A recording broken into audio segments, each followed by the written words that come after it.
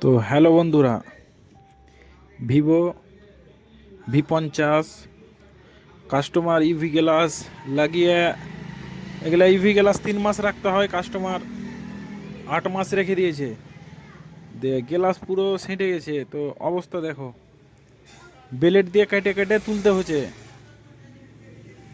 আঠা একবারে চিপকে বসে থেকে গেছে। কাস্টমারকে বুলে রিস্ক নিয়েই করা হয়েছে, ডিসপ্লের কিছু হয়ে গেলে আমি কোনো দায় নিব না।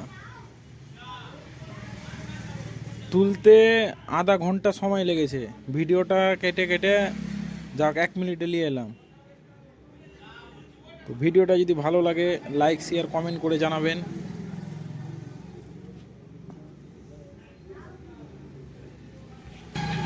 কাস্টমারের তো দেখে মাথায় হাত। কাস্টমার বলছে আমি তো, একজনা বললে ওকে কি কিছু অসুবিধা হবে না, রেখে দে ওখানে যে চেঞ্জ করে নিবি গ্রামে গিয়ে। তো কাস্টমারের এখানে এসে দেখে একবারে মাথায় হাত, অবস্থা দেখো। কাস্টমারকে অত চালাক হওয়া ঠিক নয়।